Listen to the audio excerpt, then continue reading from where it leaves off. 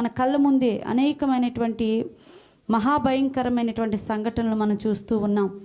మనం ఇలా జీవిస్తున్నాము అని అంటే మన యొక్క బలము కాదు, ఆరోగ్యం కాదు, జ్ఞానము కాదు, కేవలము దేవుని కృప మాత్రమే. కనుక ఇలాంటి భయంకరమైనటువంటి సమయాలలో కూడా ప్రతి దినము కూడా ఆయన నూతనమైనటువంటి వాత్సల్యత చేత మనల్ని ఆయన కృపల చేత నడిపిస్తున్నటువంటి దేవాది దేవునికి ఎంతైనా కృతజ్ఞులమై ఉన్నాం కదండి.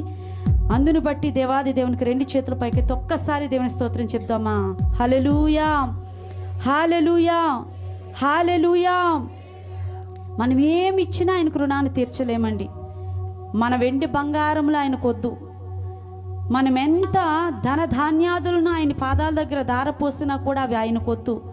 ఆయనకు కావలసిందంతా ఏంటనంటే మన హృదయం నిండా ఆయనకు స్థానం కావాలి, మన నోటి నిండా ఆయనకు స్తుతి కావాలి. ఇదే ఆయన కోరుతున్నది. నీ నుండి వచ్చే